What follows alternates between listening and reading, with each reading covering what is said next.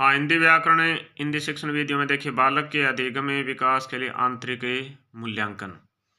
भई सबसे पहले देखिए उपलब्धि परीक्षण है, निष्पत्ति परीक्षण है, उसके बाद में है निदानात्मक परीक्षण है, फिर है उपचारात्मक शिक्षण है।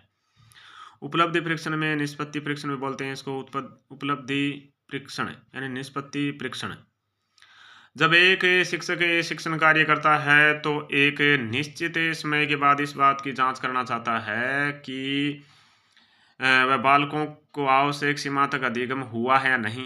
इसके लिए आयोजित होने वाले परीक्षण को उपलब्धि परीक्षण कहा जाता है और इस परीक्षण के द्वारा पहचाने गए अधिगम नहीं होने पर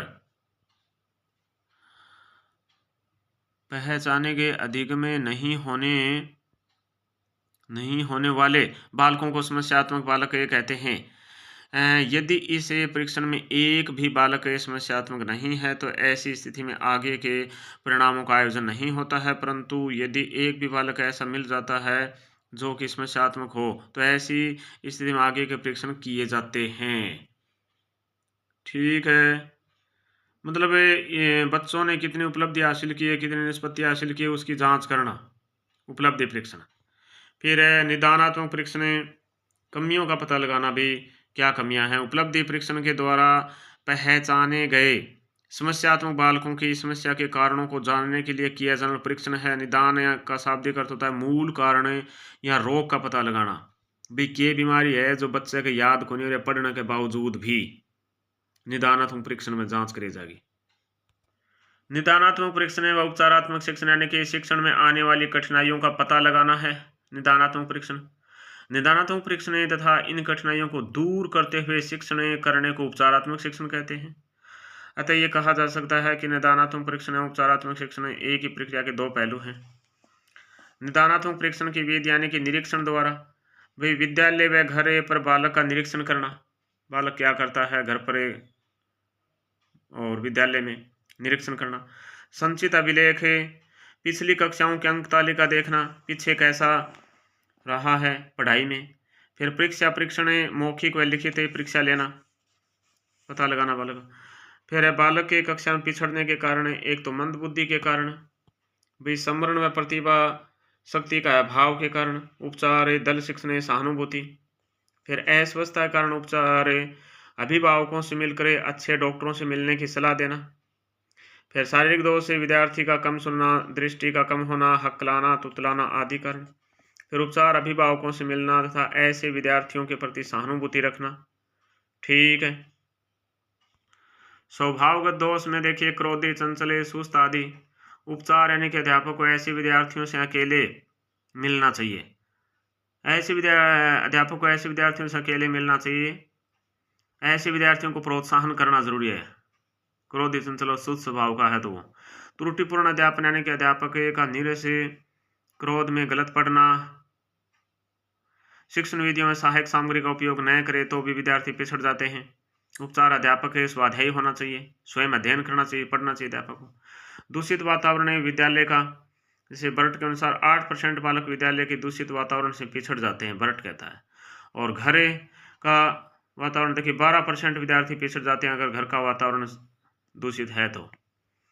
हीन भावना, माता पिता का स्नेह न मिलना, गरीबी के कारण शिक्षक का कठोर व्यवहार, कुरूपता, उपहास, मजाक के कारण उपचार सहानुभूति।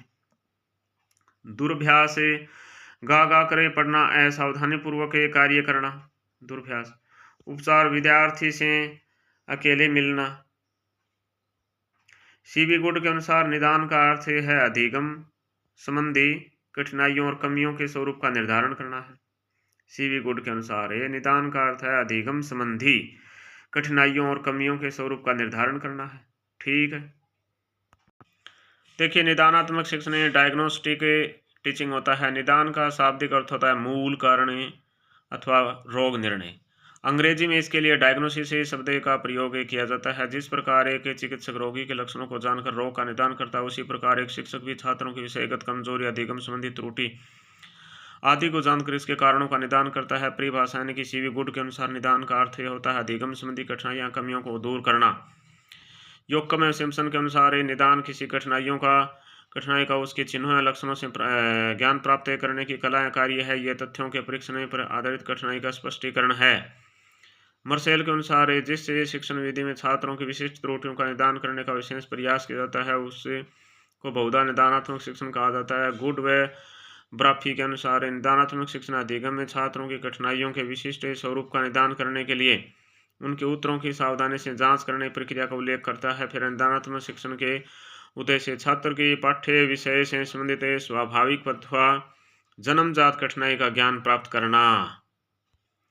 छात्र की पाठ्य विषय से संबंधित विशिष्ट कठिनाई से अवगत होना, छात्रों के व्यक्तित्व का विश्लेषण करना है। निदानात्मक शिक्षण के क्षेत्र निदानात्मक शिक्षण का प्रयोग सामान्यतः निम्न आधारभूत विषयों तक ही सीमित माना जाता है, जैसे वाचने, लेखने, उच्चारणे, भाषा, व्याकरण, अंकगणित। फिर निदानात्मक अवसर के समय द्रष्टव्य बिंदु यानी कि शारीरिक स्वास्थ्य, संवेगात्मक स्थिति, बुद्धि स्तर, सामाजिक स्तर, आर्थिक स्तर, शिक्षण पद्धति, छात्रों की अभिरुचि, कार्य संकल्प। निदानात्मक परीक्षण के प्रकार हैं व्यक्ति केंद्रित, समूह केंद्रित। व्यक्ति केंद्रित यानी इसमें किसी छात्र विशेष की कमजोरियों का या गुणों का परीक्षण किया जाता है, जबकि समूह केंद्रित इसमें एक विशिष्ट समूह की सामूहिक कमजोरियों या त्रुटियों गुणों का परीक्षण किया जाता है। निदानात्मक परीक्षण पत्र का निर्माण यानी कि विद्यालय स्तरीय छात्रों के निदानात्मक परीक्षण प्रश्न पत्र में न्यून बिंदु शामिल किए जाते हैं। त्रुटियों का संकलन, त्रुटियों के कारण, त्रुटियों का संकलन, त्रुटियों के कारण, त्रुटि निवारण के उपाय, नील पत्र का निर्माण। यह निदानात्मक परीक्षण पत्र का निर्माण। फिर निदानात्मक शिक्षण के परिणाम। ये छात्रों में विद्यालय कार्य के प्रति उचित दृष्टिकोण का विकास करता है। ये छात्रों के अध्ययन संबंधी अनुचित आदतों पर अंकुश लगाता है। ये छात्रों की विशिष्ट समस्याओं की संख्या को अधिक से अधिक कम करता है। ठीक है। ये छात्रों के अध्ययन संबंधी अनुचित प्रवृत्तियों का वैज्ञानिक विधि से उनकी त्रुटियों का ज्ञान प्रदान करता है और उनको उनसे बचने की चेतावनी देता है। ठीक है। फिर उपचारात्मक शिक्षण यानी कि रेमेडियल टीचिंग है। भी प्राचीन अवधारणा निदानात्मक परीक्षण के माध्यम से पहचाने गए कारणों को दूर करते हुए समस्यात्मक बालकों को दोबारा से पढ़ाना और आवश्यक सीमा तक अधिगम करवाना उपचारात्मक शिक्षण होता है। उपचार का शाब्दिक अर्थ होता है इलाज करना। उपचारात्मक शिक्षण के दौरान एक श्रेष्ठ शिक्षक उन विद्यार्थियों को कभी भी साथ नहीं बैठाता जो कि पहले अधिगम कर चुके हैं। एक निश्चित सत्र के पूरा होने के बाद जब शिक्षक बालक को अगली कक्षा के लिए योग्य या अयोग्य घोषित करने तो मूल्यांकन का आयोजन करता है। इसके लिए वह एक विशेष प्रकार की परीक्षा के लिए आदर्श प्रश्न पत्र बनाने की प्रक्रिया से गुजरता है। इसे नील पत्र कहते हैं। आधुनिक शिक्षा शास्त्र में उपचारात्मक शब्द औषधि शास्त्र से लिया गया है। फिर ब्लूप्रिंट एक शिक्षक मूल्यांकन के लिए प्रश्न पत्र बनाने से पूर्व उसके लिए एक रूपरेखा या नमूना तैयार कर लेता है। इससे आदर्श प्रश्न पत्र का निर्माण होता है। इसमें न्यून बिंदुओं को सम्मिलित किया जाता है। उद्देश्य पूर्ति यानी प्रश्न पत्र बनाते समय इस बात पर विचार किया जाता है कि प्रश्नावली में सभी उद्देश्यों की पूर्ति करने वाले प्रश्न सम्मिलित किए जाते हैं। मान लीजिए 50 अंकों के लिए एक प्रश्न पत्र बनाना है तो निम्न प्रकार से निर्धारण करेंगे। ज्ञानात्मक 25 अंक भार 50%, भावात्मक 12 अंक भार 24%, क्रियात्मक 8 अंक भार 16%, कौशलात्मक 5 अंक भार 10%, 50 अंक टोटल 100%। विषय वस्तु के लिए अंक निर्धारण पाठ्यक्रम यानी कि विषय अध्ययन में विभिन्न भागों के अनुसार अंकों का निर्धारण किया जाता है। फिर प्रश्न प्रकृति का आधार पर प्रश्न का प्रकार, प्रश्नों की संख्या, अंक भार परसेंट, बहुविकल्पी 10 प्रश्न, अंक भार 20%, 40, अति लघुतरात्मक प्रश्नों की संख्या 6, अंक भार 12, 24%, लघुतरात्मक प्रश्नों की संख्या 3, अंक भार 12%, 24, निबंधात्मक प्रश्नों की संख्या 1, अंक भार 6%, 12%। तो 20 प्रश्न, अंक भार 50 अंक परसेंट 100%। उपचारात्मक शिक्षण के क्षेत्र हैं 5: वाचन या पठन, लेखन, उच्चारण, व्याकरण, अंकगणित है। ठीक है। उपचारात्मक शिक्षण के सिद्धांत हैं। नंबर 1 समीपता का सिद्धांत है। अध्यापक को विद्यार्थी से निकटता रखनी चाहिए। अध्यापक को विद्यार्थी से निकटता रखनी चाहिए। नंबर 2, योजना का सिद्धांत है। निदानात्मक परीक्षण के बाद उपचार के लिए विद्यार्थी के प्रति योजना बनाना है।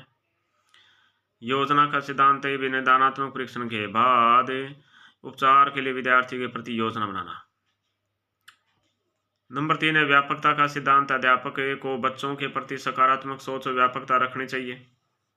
फिर नंबर 4 रुचि का सिद्धांत है। नंबर 5 है पृष्ठपोषण का सिद्धांत है। फीडबैक पेटी रहना। फिर क्रियाशीलता का सिद्धांत है। फिर सरल से कठिन शिक्षण सूत्र का सिद्धांत है।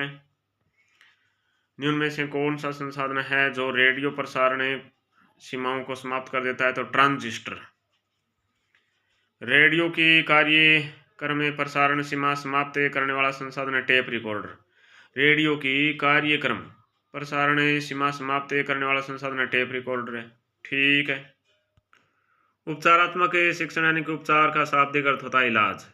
यह शब्द वेद शास्त्र से ग्रहण किया गया है। जिस प्रकार एक वैद्य या चिकित्सक व्यक्तियों के विभिन्न रोगों का उपचार करके उनको उत्तम स्वास्थ्य प्रदान करने की चेष्टा करता है, ठीक उसी प्रकार एक शिक्षक छात्रों के अधिगम संबंधी दोषों को दूर करके उनका ज्ञानार्जन की उत्तम दिशा की ओर ले जाने का प्रयास करता है।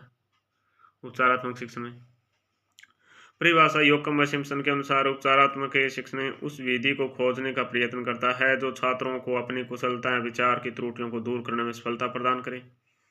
ब्लेयर व जोन्स के अनुसार उपचारात्मक शिक्षण वास्तव में उत्तम शिक्षण है। उपचारात्मक शिक्षण वास्तव में उत्तम शिक्षण है जो छात्रों को अपनी वास्तविक स्थिति का ज्ञान प्रदान करता है और जो सुप्रेरित क्रियाओं द्वारा उसको अपनी कमजोरियों के क्षेत्रों में अधिक योग्यता की दिशा में अग्रसर करता है। उपचारात्मक शिक्षण के उद्देश्य यानी कि छात्रों की ज्ञान संबंधी त्रुटियों का अंत करना है, छात्रों के अधिगम संबंधी दोषों को दूर करना है, छात्रों की दोषपूर्ण आदतों, कुशलताओं एवं मनोवृत्तियों को समाप्त करना है, अपेक्षित मनोवृत्तियों अभ्यास से मनोवृत्तियों की शिक्षा प्रदान करना है, उत्तम भाषा प्रयोग की क्षमता विकसित करना है, समय एवं शक्ति का संरक्षण करना है, छात्रों की व्यक्ति की कठिनताओं को दूर करना है, मंदबुद्धि बालकों में आत्मविश्वास जागृत करना है, संवेगात्मक बालकों की अक्षमताओं को दूर करना है, संस्कृतियाँ हिंदी भाषा के प्रति रुचि उत्पन्न करना है। फिर उपचारात्मक शिक्षण की विधियाँ प्रत्येक छात्र के अधिगम संबंधी दोषों का व्यक्तिगत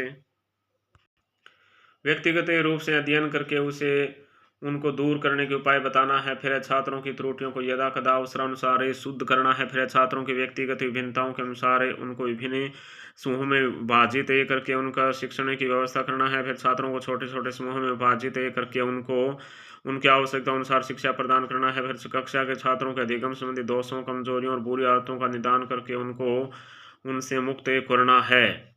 फिर नोटिस इनमें से 5वें क्रम की विधि सर्वश्रेष्ठ विधि मानी जाती है। फिर उपचारात्मक शिक्षण में द्रष्टव्य बात यानी कि प्रत्येक छात्र के स्तरानुसार उपचारात्मक शिक्षण दिया जाना चाहिए। प्रत्येक सप्ताह की प्रगति का विश्लेषण किया जाना चाहिए। यदि छात्रों में कोई कमजोरियां, दोष हो तो उनको सबके सामने प्रकट नहीं करना चाहिए, क्योंकि ऐसा करने से उनमें हीन भावना उत्पन्न हो जाती है। फिर उपचारात्मक शिक्षण का विषय क्षेत्र निदानात्मक परीक्षण की तरह है। उपचारात्मक शिक्षण का क्षेत्र भी निम्नलिखित आधारभूत विषयों तक सीमित माना जाता है। फिर वाचन, लेखन, उच्चारण, भाषा, व्याकरण, अंकगणित। उपचारात्मक शिक्षण के परिणाम हैं छात्रों में सामान्य समायोजन की क्षमता उत्पन्न करना है, छात्रों में सामान्य समायोजन की क्षमता उत्पन्न करना है, छात्रों को अपनी विशिष्ट कठिनाइयों पर विजय प्राप्त होती है, छात्रों को मानसिक एवं संवेगात्मक संघर्षों से मुक्ति प्राप्त होती है, छात्रों में अपने विचारों को सुनियोजित करने की योग्यता प्राप्त होती है, छात्रों में अधिक स्पष्ट रूप से विचार करने और अपने विचारों को व्यक्त करने की योग्यता विकसित होती है। ठीक है। निदानात्मक और उपचारात्मक शिक्षण प्राय ये देखा गया है कि छात्रों को कुछ संकल्पनाएं, उदाहरणों को समझने और सीखने में कठिनाइयां होती है। ये कठिनाइयां प्रत्येक व्यक्ति, प्रत्येक वर्ग अथवा विषय के अनुसार भिन्न भिन्न हो सकती है। शिक्षण के समय कठिनाइयों का पता लगाना अनिवार्य है। ऐसा निदानात्मक परीक्षणों का प्रयोग करके किया जा सकता है। निदानात्मक परीक्षण में उन मदों को रखा जाता है जो सफल कार्य निष्पादन में निहित निर्दिष्ट कौशलों के विस्तृत विश्लेषण पर आधारित हो तथा छात्रों द्वारा की जाने वाले सर्वाधिक सामान्य अशुद्धियों के अध्ययन के आधार पर बनाए गए हों। अतः एक अच्छा निदानात्मक परीक्षण छात्र का मापन करने वाला कौशलों के सभी पहलुओं को प्रदर्शित करने का अवसर प्रदान करेगा और छात्रों द्वारा की गई अशुद्धियों के प्रारूपों को भी बताएगा। निदानात्मक परीक्षण विभिन्न विषयों के लिए उपलब्ध हैं। निदानात्मक परीक्षण का चयन और प्रयोग करते समय कुछ बातें ध्यान में रखनी चाहिए जो इस प्रकार हैं। किसी भी परीक्षण का चयन करते समय विशिष्ट प्रकार की वांछित सूचना के संदर्भ में निदानात्मक प्रविधियों का मूल्यांकन किया जाना चाहिए। निदानात्मक प्रशिक्षण उन छात्रों के लिए तैयार किए जाते हैं जिनका निष्पादन किसी विशिष्ट किसी विषय विशेष में औसत से कम रहता है तो यह परीक्षण अधिगम में पाए जाने वाली कमजोरियों का भी चिन्हित करने में उपयोगी है, न कि प्रवीणता का स्तर दर्शाने के लिए। यदि कोई छात्र किसी उप परीक्षण में अधिक अंक पाता है तो इसका सीधा सा अर्थ यह है कि उसे छात्र को उस उप परीक्षण द्वारा मूल्यांकित विषय के संबंध में कोई कठिनाई नहीं है। निदानात्मक परीक्षण उन विशिष्ट त्रुटियों की ओर संकेत करता है जो छात्रों से प्राय होती है, किंतु यह त्रुटियों के कारणों को इंगित नहीं करता है। कुछ कारणों का तो की गई गलती के प्ररूप से छात्रों के इस स्पष्टीकरण से कि वह उस स्तर तक कैसे पहुंचा आसानी से अनुमान लगाया जा सकता है। निदानात्मक परीक्षण छात्र की कठिनाई के निदान के लिए केवल आंशिक रूप में जानकारी प्रदान करते हैं। इसे जानकारी के पूरक या अनुपूरक के रूप में प्रेक्षण जैसी अन्य पद्धतियों का प्रयोग करना होगा। विशिष्ट अधिगम कठिनाइयों के बारे में निदानात्मक परीक्षणों से प्राप्त परिणामों की विश्वसनीयता कम होती है, क्योंकि अपेक्षाकृत ऐसी बहुत कम मदें हो सकती है जो प्रत्येक प्रकार की अशुद्धियों का मूल्यांकन कर सके। अतः किसी छात्र विशेष एक विशिष्ट शक्तियां दुर्बलताओं से संबंधित निष्कर्षों के आधार पर संकेत पाकर उन्हें अन्य वस्तुनिष्ठ साक्ष्य के संदर्भ में था नियमित कक्षा परीक्षण द्वारा सत्यापित किया जाना चाहिए। सारांश रूप में यह कहा जा सकता है कि निदानात्मक परीक्षण एक अधिगम संबंधी कठिनाइयों के विश्लेषण के लिए एक उपयोगी साधन है, किंतु अधिगम संबंधी कठिनाइयों को जानने के लिए मात्र निदानात्मक परीक्षण ही पर्याप्त नहीं आता। एक प्रभावी उपचारात्मक कार्यक्रम प्रारंभ करने से पूर्व छात्रों के शारीरिक, बौद्धिक, सामाजिक तथा भावात्मक विकास से संबंधित अनुपूरक जानकारी भी आवश्यक है। छात्रों में वंश, लिंग, आयु, परिवेश आदि विविध कारणों से व्यक्ति की भिन्नता होती है। कुछ बुद्धिमान होते हैं तो कुछ मंदबुद्धि होते हैं। मंदबुद्धि छात्र मंद गति से अध्ययन करते हैं क्योंकि इनके समक्ष अनेक प्रकार की कठिनाइयां उत्पन्न होती है। इनमें से कुछ छात्र परीक्षा में अनुत्तीर्ण भी हो जाते हैं। कुछ विद्यालय का नाम सुन करके ही उनसे दूर भागने लगते हैं। इस प्रकार के छात्र विद्यालय व शिक्षक के समक्ष समस्याएं खड़ी करते हैं। इन समस्याओं को दूर करने के लिए ही निदानात्मक और उपचारात्मक शिक्षण काम में लिया जाता है। इस उपागम शिक्षक निदानात्मक शिक्षण के द्वारा तो छात्रों की कठिनताओं का निदान करता है और तत्पश्चात छात्रों की व्यक्तिगत कठिनताओं को दूर करने के लिए उपचारात्मक शिक्षण का प्रयोग करता है। ठीक है।